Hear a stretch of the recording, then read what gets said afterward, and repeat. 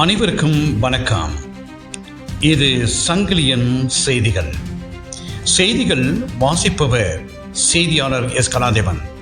இன்றைய இலங்கையின் பிரதான செய்திகளில் முதலில் தலைப்புச் செய்திகள். பாரிய மண் சரிவு உள்ளிட்ட அனர்த்தங்களால் பாதிக்கப்பட்ட இடங்கள் மக்கள் வாழ முடியாத பிரதேசங்களாக மாறின. பாதுகாக்கப்பட்ட வனப்பிரதேசங்களாக அறிவிப்பதற்கு நடவடிக்கை. காணி ஆணையாளர் நாயகம் திணைக்களம் தீவிர கவனம். அளவத்துக்குடவில் மண் சரிந்த இடத்தில் 200 அடி அகலத்தில் பாரிய நிலவிரிச்சல். மிகுந்தலை பகுதியில் பாரிய வெடிப்புகள். நேற்றைய ஆய்வில் தகவல். பேரிடர் முகாமித்துக்கான விசேட தேசிய சபை கூட்டம் இன்று ஜனாதிபதி தலைமையில்.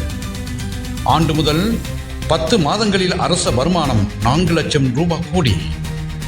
1 லட்சத்துக்கும் மேல் வீடுகள் சேதம். 23,041 குடும்பங்கள் தொடர்ந்தும் முகாம்களில். நாட்டை மேல் கட்டியெழுப்ப உறுதியுடன் ஒன்றிணைவும் ஜனாதிபதி அனுரகுமார தெரிவிப்பு. சங்கிலியன் பார்வையாளர்களுக்கு வணக்கம். எமது இந்த சேனலிற்கு முதல் முறையாக வருபவர்கள் சேனலை சப்ஸ்கிரைப் செய்து உங்கள் பெயர் ஆதரவை வழங்குமாறு கேட்டுக்கொள்கின்றோம். நிட்வா சூறாவளியின் பின்னர் பாரிய மண் சரிவு உள்ளிட்ட அனர்த்தங்களால் பாதிக்கப்பட்டுள்ள நிலப்பகுதியில் மக்கள் வாழ முடியாத அளவுக்கு நிலைமை ஏற்பட்டுள்ளதால் அவை தொடர்பில் விசேட கணக்கெடுப்பு ஒன்றை நடத்துவதற்கு காணி ஆணையாளர் நாயக திணைக்களம் அவதானம் செலுத்தியுள்ளது. இதன்படி குறிப்பிட்ட பிரதேசங்கள் தொடர்பில் ஆராய்ந்து மண் சரிவுகள் உள்ளிட்ட அனர்த்தங்கள் ஏற்பட்ட பிரதேசங்களை பாதுகாக்கப்பட வன பிரதேசங்களாக அறிவிப்பதற்கு நடவடிக்கை எடுக்கப்பட்டுள்ளதாக தெரிவிக்கப்படுகிறது. அளபத்குடவில் மண் சரிந்த இடத்தில் 200 அடி அகலத்தில் பாரிய நிலவிரிச்சல். கண்டி அளபத்குடு அங்கும்புர பிரதான வீதியின் பிலான பல்லேகம பகுதியில் மண் சரிவு ஏற்பட்ட இடத்தில் பிரதான பாதையில் ஒரு பெரிய மண்மேடு சரிந்து விழுந்து மீண்டும் ஒரு மண் சரிவு ஏற்படும் அபாயம் உள்ளதாக அப்பகுதி மக்கள் தெரிவிக்கின்றனர். சுமார் 150 அடி உயர மண்மேடு இடிந்து விழுந்ததில் ஏற்பட்ட மண் சரிவு காரணமாக வீதி பல நாட்களாக மூடப்பட்டிருந்தது. தற்போது மண் சரிவு ஏற்பட்ட இடத்தில் சுமார் 200 அடி அகலத்தில் பாரிய விரிச்சல் ஏற்பட்டுள்ளதாகவும் தெரிவிக்கப்படுகிறது.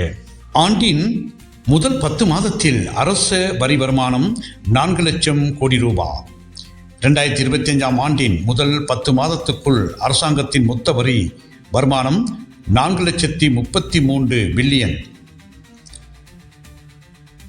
கோடி ரூபாய் என நிதி அமைச்சினால் வெளியிடப்பட்ட அறிக்கையில் குறிப்பிடப்பட்டுள்ளது.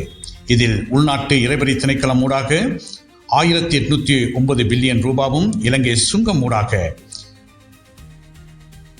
1,970 பில்லியன் ரூபாவும், மதுவரி திணைக்களம் ஊடாக 192 பில்லியன் ரூபாவும் வருமானமாக ஈட்டப்பட்டுள்ளதுடன் ஏனைய வழிகளில் 62 பில்லியன் ரூபாவும் கிடைத்துள்ளதாக குறிப்பிடப்பட்டுள்ளது. 1 லட்சத்துக்கு மேல் வீடுகள் சேதம். 23,041 குடும்பங்கள் தொடர்ந்தும் முகாம்களில். சீரற்ற காலநிலையினால் வெள்ளம் மற்றும் மண்சரி உள்ளிட்ட அனர்த்தங்களில் பாதிக்கப்பட்ட 23,000க்கும் மேற்பட்ட குடும்பங்களைச் சேர்ந்த 72,000க்கும் அதிகமானோர் தொடர்ந்தும் இடைத்தடங்கள் முகாம்களில் தங்கியிருக்கின்றனர். அனர்த்த முகாமித்துவ மத்திய நிலையத்தின் நேற்று ஞாயிற்றுக்கிழமை பிற்பகல் வெளியிட்ட புள்ளி விவரங்கள் தகவலின்படி நாடு முழுவதும் 16 மாவட்டங்களில் 796 இடங்களில் அமைக்கப்பட்டுள்ள இடைத்தடங்கள் முகாம்களில் 23,041 குடும்பங்களைச் சேர்ந்த 72,911 பேர் தங்கியிருக்கின்றனர். நாட்டை மீள கட்டியெழுப்ப உறுதியுடன் ஒன்றிணைவோம் ஜனாதிபதி அனுரகுமார தெரிவிப்பு.